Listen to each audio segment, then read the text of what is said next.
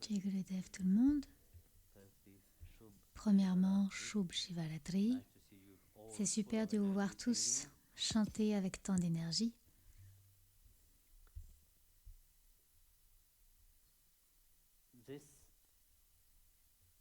Ce Shabbat que nous venons de chanter, celui que Namdev Maharaj a écrit, dit « Faites briller le nom de Sri Hari dans votre cœur ». Lorsque nous observons le Seigneur Shiva, nous voyons qu'il est constamment absorbé dans le dhyan. Il est constamment absorbé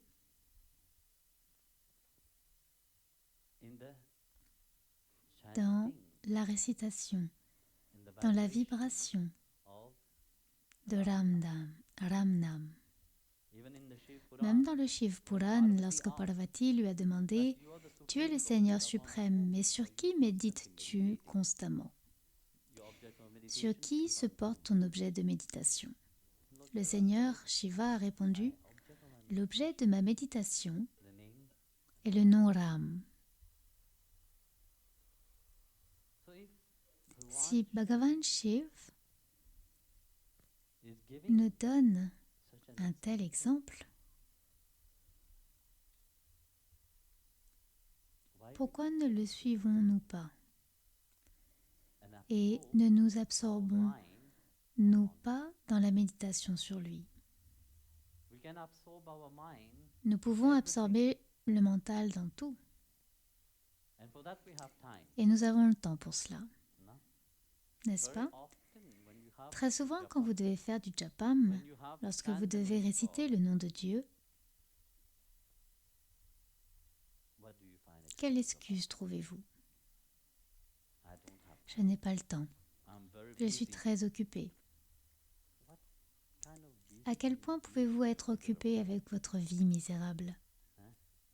Votre vie est déjà misérable telle qu'elle est, parce que vous n'êtes pas une personne joyeuse. Il y a de la misère à chaque coin de votre vie, déguisée en tant que bonheur, déguisée en tant que tant de choses que vous essayez de fuir. Si vous observez votre vie, vous verrez, on essaye constamment de fuir la réalité. Et comment fuyons-nous la réalité? Nous l'embellissons. Vous savez, quand une personne laide est là, que fait-elle? Elle se met une telle couche de mascara sur le visage que, une fois ce mascara enlevé, vous ne savez même plus qui est cette personne. Vous pouvez épouser une personne et le lendemain matin, vous réveillez avec une autre personne. Ça s'est déjà produit.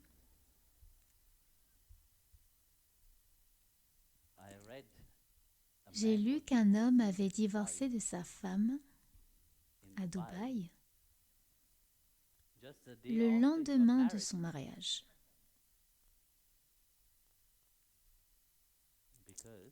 Car ce n'était pas la même femme qu'il avait épousée.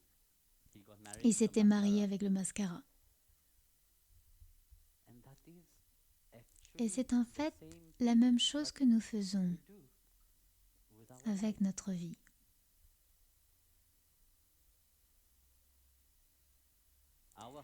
Notre cœur ressent quelque chose et nous devons le rationaliser avec notre mental.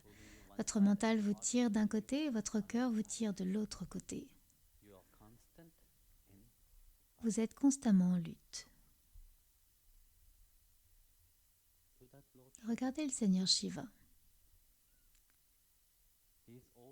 Son mental est toujours absorbé dans le nom divin de Sri Hari. Et c'est là ce que dit le Sadguru. Il existe un moyen de transformer véritablement votre vie. Vous pouvez transformer non seulement votre vie, mais vous pouvez transformer aussi tous les aspects de votre vie. Et lorsque tous les aspects de votre vie seront transformés, vous transformerez également les aspects de la vie des autres. Et comment faire? Tout commence d'abord par vous-même.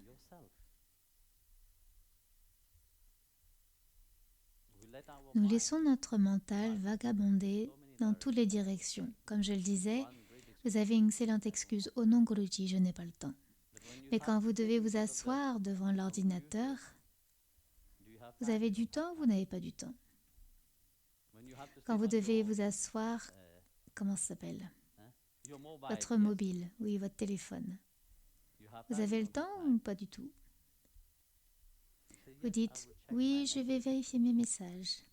3 heures ont passé et vous êtes toujours en train de vérifier vos messages. D'un reel à l'autre, c'est très addictif. Vous avez le temps pour cela.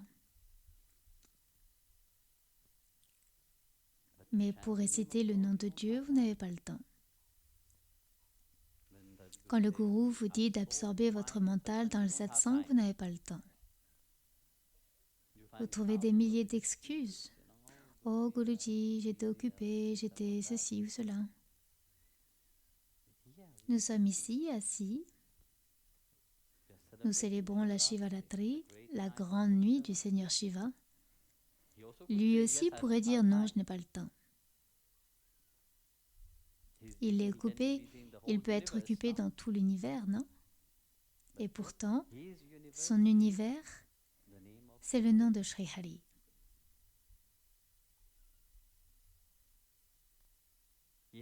Il a choisi de laisser son mental s'absorber dans le nom de son bien-aimé. C'est là son choix. Personne ne vous force, personne ne peut vous forcer. Bhagavan ne vous forcera jamais. Mais vous devez prendre ce choix dans votre vie. Vous devez dire oui, c'est ce que je veux. Cela ne changera pas votre vie, cela ne rendra pas votre vie moins importante car vous pensez que votre vie est plus importante que celle de n'importe qui d'autre. Chaque personne pense qu'elle est plus importante que quelqu'un d'autre. C'est la nature de l'individualité qui pense. Parce que nous avons construit en nous-mêmes une sorte de petit cocon dans lequel nous ne croyons qu'en ce petit royaume. Nous ne voyons pas l'immensité de ce que Dieu a créé. Et une fois que ce voile d'ignorance a été retiré de votre mental,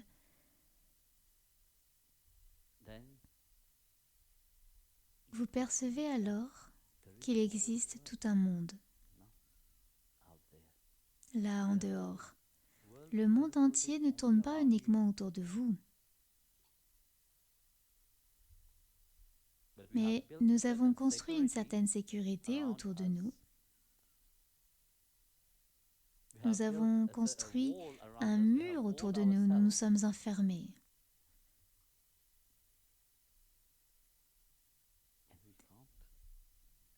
Et nous ne pouvons pas le briser. Nous ne le voulons pas.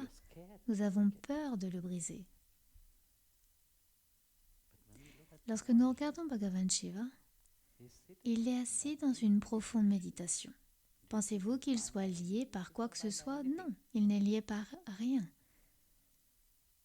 Il est toujours libre.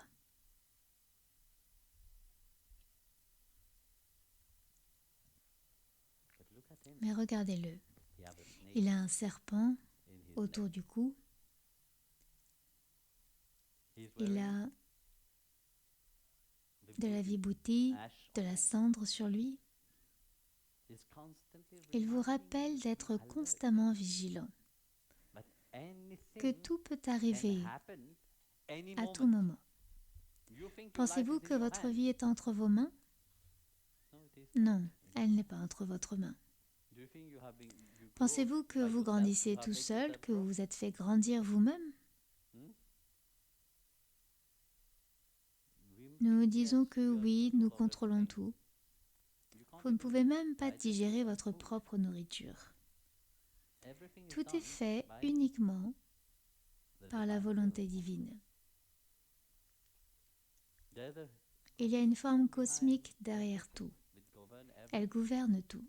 Et votre vie est également gouvernée par la même volonté divine qui est partout. C'est Sri Hari. Mais quand laisserez-vous cette volonté divine vous porter?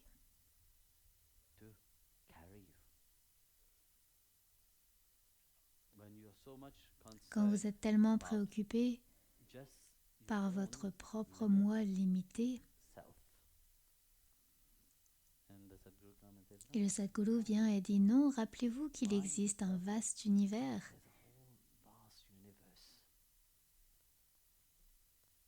Quand vous pensez à cet immense univers, que représentez-vous dans ce grand univers? On ne peut même pas dire que l'on est un grain de poussière, car notre système solaire tout entier devient poussière. Et dans toute la galaxie, notre système solaire n'est qu'un grain de poussière. Et ainsi, à partir de cette poussière, vous êtes poussière. Et cette poussière, votre ego, vous fait croire que vous êtes si grand. C'est là ce que Bhagavan Shiva essaye de nous rappeler, que nous devons nous concentrer sur ce qui gouverne tout. Ce qui gouverne tout gouverne également votre vie. Et c'est Sri Hari.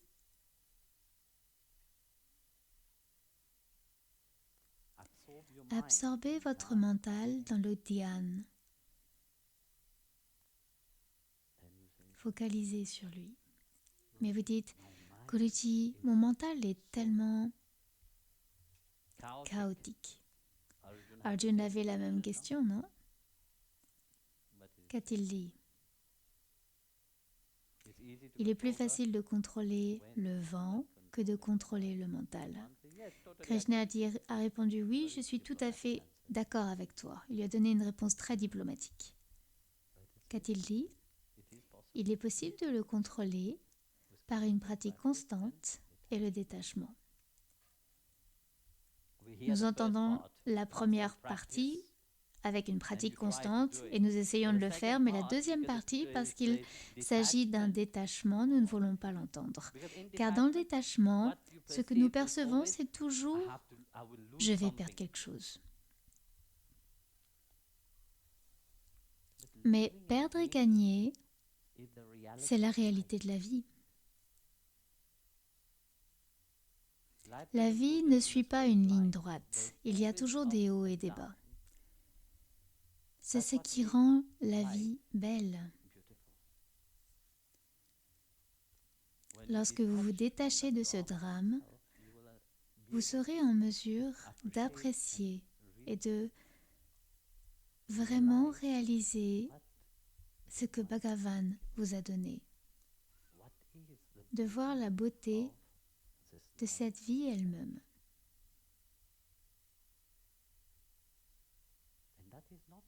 Et cela n'est pas sous votre contrôle. En fait, rien n'est sous votre contrôle.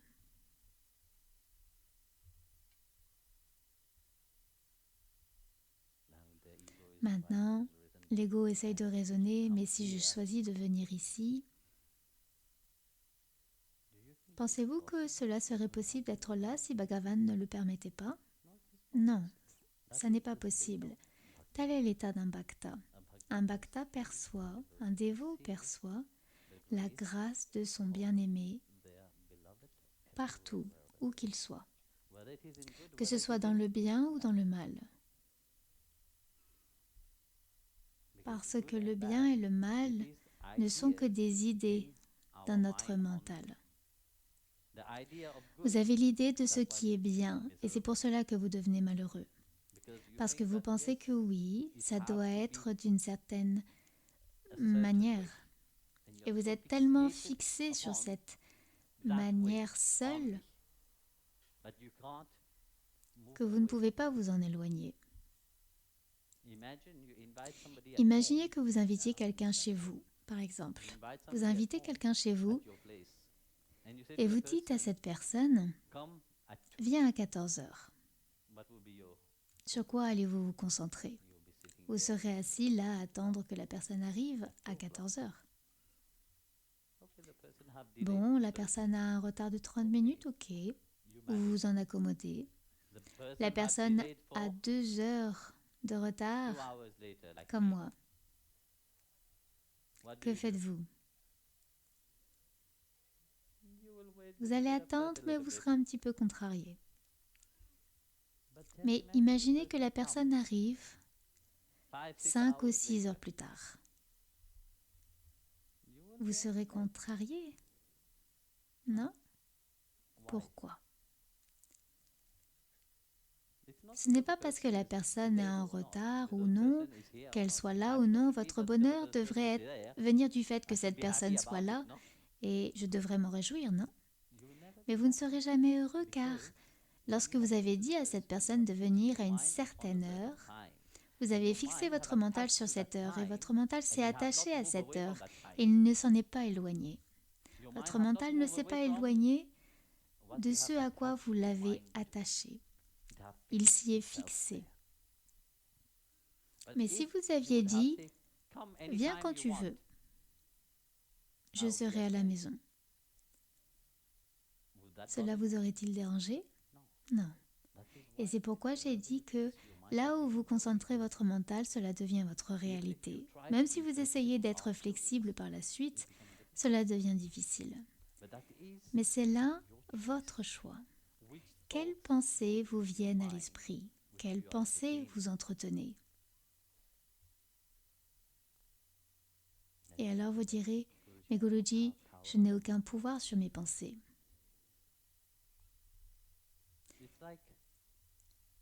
C'est comme si vous alliez à la gare, disons que vous allez à l'aéroport. Parfois vous arrivez à la porte d'embarquement beaucoup plus tôt et il y a un autre vol. Allez-vous simplement entrer, prendre n'importe quel avion et partir? Non, vous ne le ferez pas. Que feriez-vous? Vous attendriez votre vol, n'est-ce pas? Quand votre vol sera là, vous le prendrez. C'est votre choix, vous êtes assis là, vous ne pouvez pas monter dans n'importe quel train ou quel que soit. Vous allez à la gare, n'importe quel train qui passe. J'ai dit ok, je vais monter dans ce train, ça m'amènera à ma destination. Mais non, vous serez là et vous attendrez le train qui vous convient. Et c'est de celui-là que vous prendrez. Vous avez le choix, non? Vous ne monterez pas dans n'importe quel train et c'est pareil avec le mental. Quelle que soit l'idée qui vous vient à l'esprit, allez-vous entretenir cette idée ou vous avez le choix de ne pas la retenir?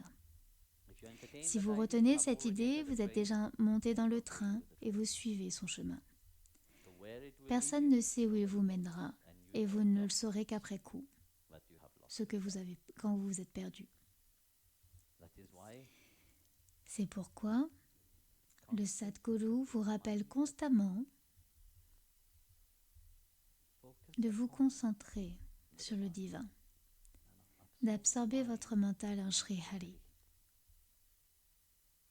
Asseyez-vous, méditez sur le nom lui-même.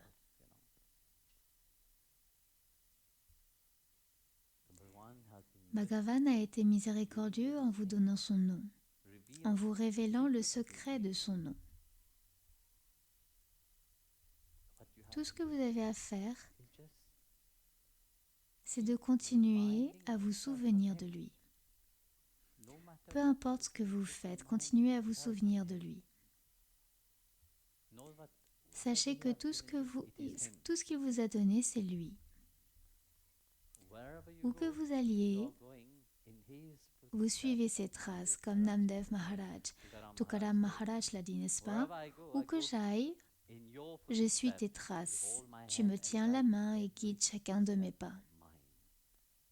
Donc, en comprenant clairement que Bhagavan est avec vous à tout moment, que l'essence même de la vie, c'est lui. Sans lui, vous ne pouvez pas être en vie. Il ne s'agit que de son essence. Rappelez-vous que cette vie qui bat en vous, ce qui coule en vous, c'est seulement lui. C'est une partie de lui. Nous disons que nous faisons partie de Narayana, n'est-ce pas? Et si nous faisons partie de Narayana, Narayana doit être là. Si Narayana n'est pas à l'intérieur, vous ne serez jamais vivant. Et si Narayana est là, c'est ce qui vous rend vivant, en fait. Alors, continuez à vous rappeler que c'est lui seulement qui est à l'intérieur de vous. Pourquoi perdre votre temps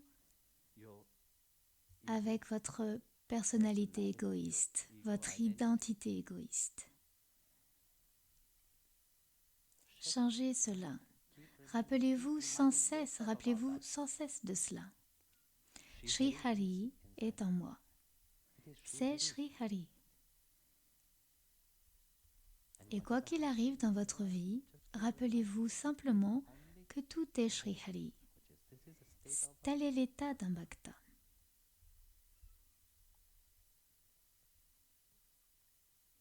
Et c'est aussi ce que Shiva représente. L'absorption du mental dans le suprême qui est éternel. Mais nous faisons le contraire. Nous absorbons notre mental dans des choses qui nous rendront moins heureux. Et quand cela arrive, nous demandons pourquoi c'est ainsi. Mais nous ne voyons pas que nous en sommes responsables.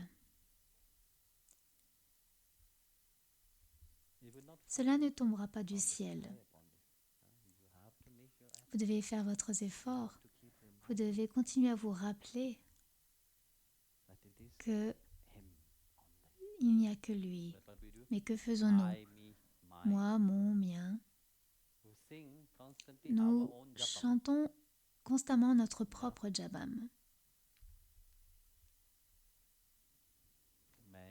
Moi, je. Et cela doit changer. C'est ce que le Seigneur Shiva a dit à Parvati. Mon mental est absorbé sur l'être aimé de mon cœur. Mon mental est absorbé sur Sri Hari. Mon mental est absorbé sur Ram. Alors Shiva représente cette Atma qui aspire au suprême, qui aspire à cette réalisation.